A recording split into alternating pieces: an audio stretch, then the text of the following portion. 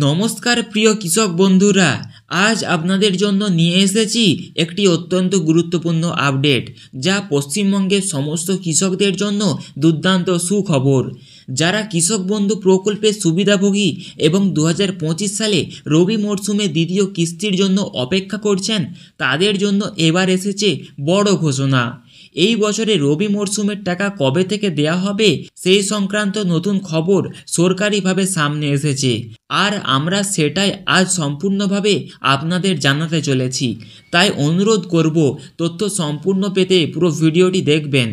আর যারা চ্যানেলটি সাবস্ক্রাইব করেননি তারা অবশ্যই সাবস্ক্রাইব করে নিন, কারণ কৃষকদের জন্য সরকারি প্রকল্পের আপডেট আমরা সবসময় সবার আগে পৌঁছে দেওয়ার চেষ্টা করি। এখন চলুন খবরটায় আসা যাক।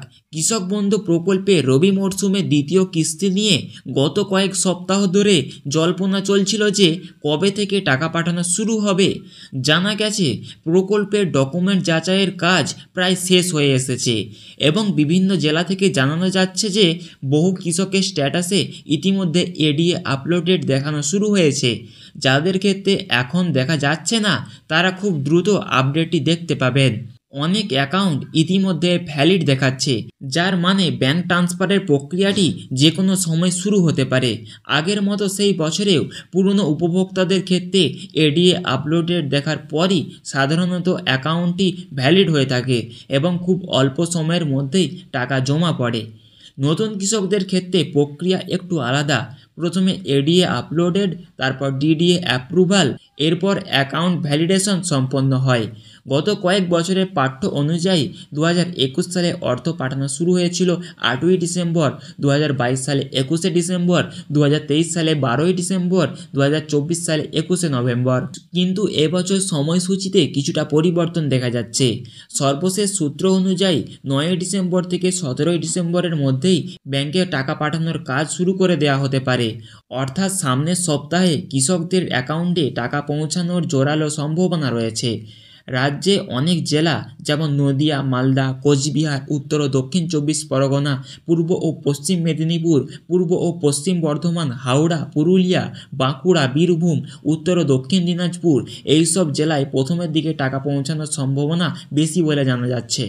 এবার যারা সমস্যার সম্মুখীন হচ্ছেন, যেমন স্ট্যাটাসে পেজে ডিলিট ফরম্যাট দেখাচ্ছে, কেবিআইডি নম্বর অনুপস্থিত, আধার যুক্ত নেই বা ভুল দেখাচ্ছে, তারা দেরি না করে তাদের নিকটস্থ কৃষি অফিসে যোগাযোগ করবেন।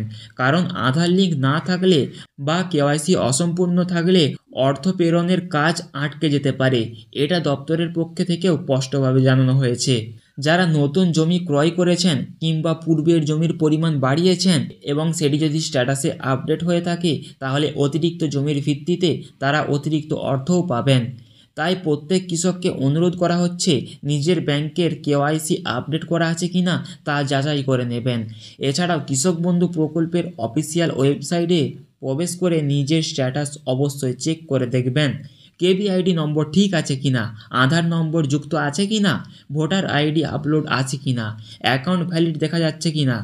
যদি আধার নম্বর বা অন্য কোনো তথ্য অনুপস্থিত থাকে, তবে অবিলম্বে কৃষি দপ্তরের সঙ্গে যোগাযোগ করুন। এই ছিল আজকের সম্পূর্ণ আপডেট। কৃষক বন্ধু প্রকল্প সহ অন্যান্য সরকারি প্রকল্পের সংবাদ দ্রুত পাওয়ার জন্য আমাদের চ্যানেলটি সাবস্ক্রাইব করুন এবং ভিডিওটি কৃষকদের মধ্যে শেয়ার করুন, যাতে এই তথ্যগুলো জানতে পারেন। ভিডিওটি উপকারী মনে হলে একটা লাইক দিতে ভুলবেন না। সুস্থ থাকুন, ভালো থাকুন, ধন্যবাদ।